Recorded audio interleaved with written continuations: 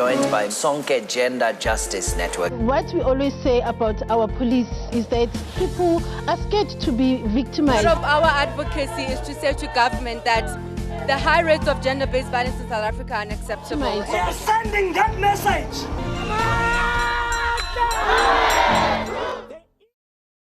So welcome to the Sonke Gender Justice Show right here. Thank you very much for taking the time out and joining us today. So on our first episode, of course, we spoke to Bafana Kamalo, one of the co-founders, directors at Sonke Gender Justice, and had a great conversation with him. But we are heading up towards the 24th of November to the 6th of December. And sorry, you may be asking, okay, but what is this all about, Stephen Taylor? What do you mean? Well, it is very important. 16 days of activism against the abuse of women and children.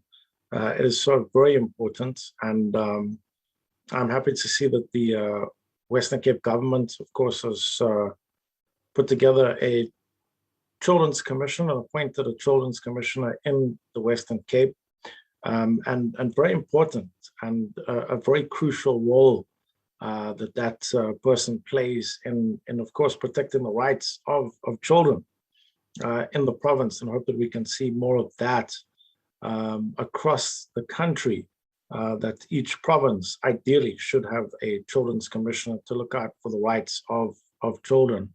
But also, why not a women's commissioner? Why don't we have that? We have national government, of course, we have the deputy minister or the minister in the presidency for women, children, and people with disabilities. But are they doing enough? Maybe not. Maybe they should be doing more. So as we head in towards 16 days of activism against the abuse of women and children, domestic violence, once again, talked about, but not really much being done to kind of stop it, or to get justice for the many people that do suffer on a daily basis. So I remember having a conversation a few years ago on a radio show that I was doing with Annie Lennox from the Eurythmics, talking about this very subject, this very topic. And not much has changed since then. Of course, we look at the children that have been, murdered, kidnapped over the years. If we look at the brutal attacks on women, the abuse that women and children face daily, it is a second pandemic. Of course, we've had COVID-19, we are in COVID-19, and it is a second pandemic, and it's important that we speak about this and do more to protect the rights of women and children. So Sonke Gender Justice is doing just that. They do some amazing work all year round. So make sure that you are supporting them, and make sure you are getting involved with what they are doing. And let's get into a conversation with one of the members from Sonke Gender Justice, of course, talking to Anna and finding out more about her role at Sonke Gender Justice and more about what she does. Let's find out more about that. Shall we get into that conversation? We as a key population in a key pop group in the unit, in the CEM unit, we do HIV testing, we do blood pressure checking, we do blood sugar testing, we do TB screenings, we do STI screenings, and also we do pregnancy tests. We reach out to our key population in our communities, which is our older people, also our LGBTQI persons, and also our young people. And also we reach out to our vulnerable, which is our trackers in our communities. We have 4 trained testers in our project, which they went out with our community action teams, which we call the CATs. We do the mobilization for the team when they go out to do HIV testing in our communities. What we do is we go out to communities, we offer them the test, as I said previously, and we also do educational talks, giving and where there's some uncertainty questions that the community asks. And also what we do, we since the COVID started, we didn't interact much in the community because of the risk of COVID. So the team members went out and helped at our vaccination center, and I'm also helping out at our Department of Health call center. What I'm doing at the call center, we phone the patients that has been tested positive for COVID, and also we see that they have safe space isolating, and also we give them the dates until when they should be in their isolation. And also what we do, we see that if there's anyone who would ask for a sick letter, we let the doctor sign and then we email it to them. If there's a need from one of the patients that has been tested, and the questions that they ask, and they tell us that there's a need for food, a Department of Health provide for them a package to the family if there's a need also. And what we also need, we answered frequently asked questions by the patient. At the call center, we found the patients that has been tested positive with their results. What we also offer them, if there is somebody who needs sick letters, we offer them, which has been signed by the doctor. We also offered if there is a need for food parcels.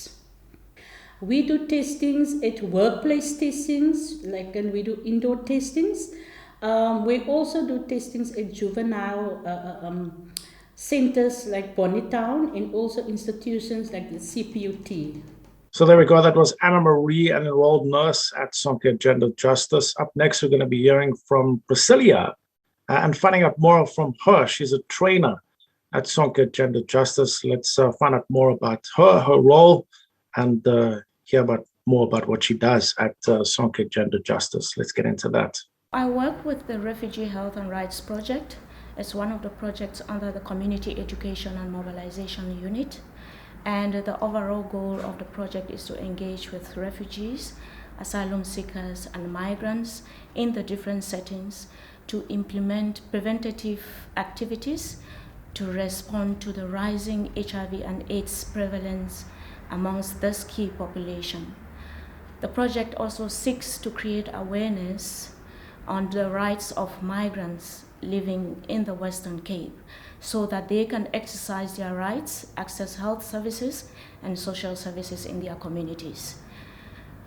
The work also seeks to address gender issues, which leads to the rise in HIV and AIDS amongst this key population. We do HIV testing services, we do condom distribution and demonstration, we do information, education and communication health talks, we do educational materials distribution, we do monthly community education support, mentorship and capacity buildings, and we work with other partner organizations and community-based organizations in the areas. So community action team members are like volunteers to the organization, and some of them are recruited during workshops that we do, some of them are recruited during trainings, and we do capacitate them on the work that Sonke does, especially the HIV work, and the CAT members do assist us during HIV testing services. They do mobilize community members to come for HIV testing. They do condom distribution, they distribute information, they do information, education and communication talks.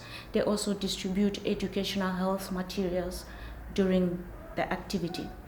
And HIV testing services, we take these services to communities that we have lots of refugees, asylum seekers and migrants. So the HIV testing services that we do in communities, we take these services to community members. Communities where we find lots of refugees, asylum seekers and migrants. Remember, lots of refugees, asylum seekers and migrants do feel that they are being discriminated at health facilities. So when we take these services to them, a lot of them are coming to access these services. And most of them have even appreciated the work that we do in these communities because they do not have the time to go sit on long queues in health facilities to access this service. It has been very challenging, especially during the pandemic COVID-19. We started implementing activities on a skeletal basis in order to curb the spread of the virus. So we were doing like 2 days in the communities, and we embarked on indoor testing. So we have been testing with partner organizations like Adonis Mosati. We have also been testing in the higher institutions, the Cape Peninsula University of Technology, where we do HIV testing services. We do testing for blood pressure, sugar diabetes, and pregnancy. We screen for TB, sexually transmitted infections, gender-based violence, mental health, and referrals, amongst others. So there we go. Thank you to Priscilla. Up next, we're going to hear from Fridolin Boyson, who's community education and mobilization, and also the Western Cape Provincial Manager at Sonke Gender Justice. Let's hear more from Fridolin and hear what she has to say. In our unit, you can say we're the face of the organization because we're in the communities where the challenges really are. So we would do gender-based violence work, and that could be in the form of workshops, it could be trainings, it could be IEC talks, it could be material distribution, it can be condoms. So there's a variety of activities that the unit doesn't get involved with. We also work with partners, organizations on the field. We work with churches, we work with different departments, and the list can go on, because we know whoever you are as an organization, you cannot work on your own. You have to collaborate within the communities where you are. So we have 3 projects that focus on HIV, because I want to zoom in a little bit on our HIV work. We have the Refugee Health and Rights Project, we have the Wellness Center in Gooks, and then we have a Key Population Project. So the organization get money from the Department of Health to do HIV testing and counseling services, and this service are taken to communities. We know that some of the health facilities cannot keep up with the demand of communities coming into their centers, and part of what we do is to make sure we take some of the services to the communities. At times you can have a community person that gets up at 4 o'clock, and that's no guarantee that the person will get the service that they seek at the health facility. So that's one of the reasons that we do the work that we do. So our HTS campaigns look at providing diabetic services. They do blood pressure, we do HIV testing, we can have pregnancy tests. At times we can also have STI strips, and then we also have other screenings like your STIs, your TBs. And we do this door to doors, or we put up a gazebo in the middle of a community, and we just get people to come and get testing for the different services that we provide. So in our wellness center, the focus is on men. So it's about men's health and wellness. At the center is run by men. We have a coordinator that's a male, we have the male nurse, we have HIV testers that is male, and then we have men's support groups, we have ex-offender support groups, and HIV service is part of what is happening at the Wellness Center. Then at our Refugee Health and Rights Project, the focus is on refugees, migrants, and non-South Africans. And again, it's the service that's taken to this target group, because we know even with non-South Africans, there's a lot of discrimination against non-South Africans, as well as at times when people seek services, they don't have access to those services. So Sonke goes into the communities where refugees are at, and we provide that service, but also teach them about their health rights. And then with the Key Population Project, we do the same service, but in the communities and the areas where we work. One of the things that I would like to add is that HIV is still a huge problem within our communities and in our country. Although we see so many people onto treatment, but we still have high transmission rates, especially amongst young people. and there's still a lot of discrimination, there's issues around access, so there's still a lot of work that needs to be done about HIV and AIDS, and the country needs to prioritize the importance of having to educate communities and our young people around HIV and AIDS. In terms of gender-based violence, it's a huge problem within our communities. We saw with the latest statistics for April 2021 to June 2021 that 10,006 people were raped. So that talks about the volumes of the work and collaboration that needs to be done around gender-based violence. COVID really hampered the work around HIV, and there was an increase in gender-based violence. And because the unit is working within communities, we could not fully work in communities because we also wanted to limit COVID transmission amongst the staff. So we had to reinvent ourselves. So some of the things that we started doing was do education around COVID. We have a nurse that is placed with the Department of Health that is working at the COVID call center. And we also have some of our community mobilizers that's working at the vaccination sites. So Sonke Gender Justice has been around for many years doing some amazing work. And they are a non-profit organization, meaning that they rely on your funds, my funds, to survive in order to continue the great work that they are doing. So please make sure that you are finding out more details about Sonke Gender Justice. You can go to genderjustice.org.za, or simply go and check out their social media pages. You'll find them on Facebook, Sonke Gender Justice NGO, on Twitter at Sonke Together, and of course, genderjustice.org.za is their website. Now, gender-based violence, violence against, women, children, people of, all genders, really. It's something that we should be speaking about all the time. And there should be a voice to be able to do that. And Sonke Gender Justice is that voice. Find out more details about what they're doing. Go and support the great work that they are doing.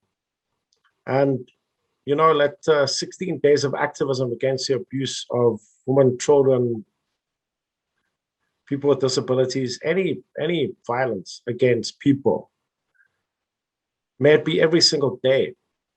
May we be talking about that every single day, not just 16 days of the year, not just on Women's Day, not just on Mandela Day, that we're talking about it all the time. Because people's lives are affected on a day-to-day basis, not just on certain times of the year. So if you're in a position to support the work that Sonke Gender Justice are doing, please do.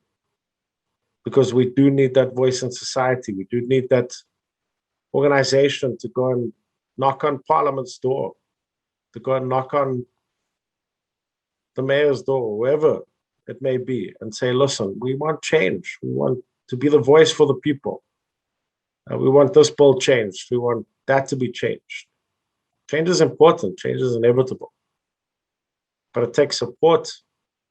It takes an organization like Sonke Gender Justice to be that voice in society. And they have been for many years. An organization that I fully support of the great work that they are doing. So, but they need our support. They need your support.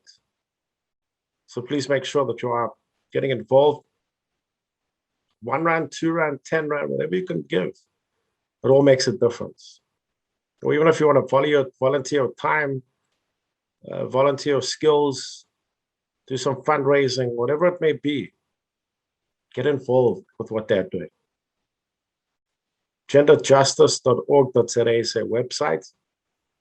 Facebook, Sonke Gender Justice NGO, and Twitter at Sonke Together. Let's stand together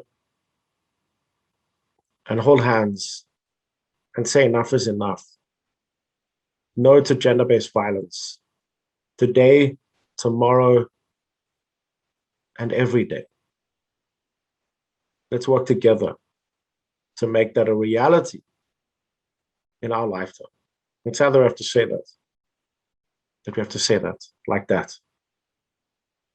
We can't do it. It's up to all of us and support the work that Sonke Gender Justice are doing. Another pandemic is raging in our country.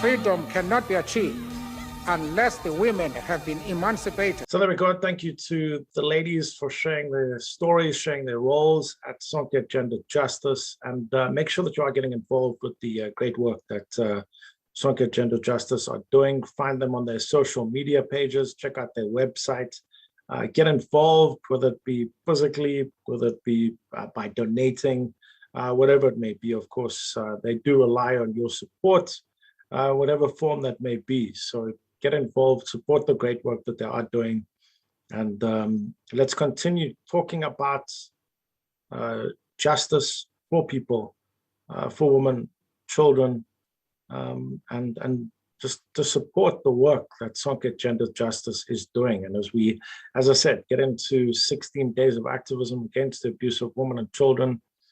It should be every day. I mean, we see this coming and going every year. The same thing, the same message. Maybe it has a different theme every year, but it's nothing much really changes. Sometimes people don't know their rights of what they can do and what they can't do. Of course, you've got the normal criminal court, which you can go to, but also there's the domestic court as well, where you can go and open an intellect to get a protection order and things like that, which will help you to protect you if you are in a situation where you are being abused or anything like that, and you think that your life is in danger. Those are the outlets that you can go to, the domestic court, and get support there. Police, of course, you can talk to them as well. I know that they've got dedicated police officers that do deal with that as well. Sometimes they're helpful, sometimes they're not, but just keep on pushing on and getting that justice that you deserve. So never stop in that pursuit of justice. All right. Another great episode.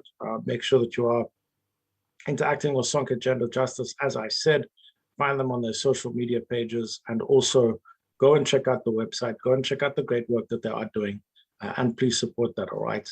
I'm Stephen Taylor. I'll catch you back next time, same place. And thank you for watching, and thank you for being a part of the show. Joined by Sonke Gender Justice Network. What we always say about our police is that people are scared to be victimized. Part of our advocacy is to say to government that the high rates of gender-based violence in South Africa are unacceptable. We are sending that message.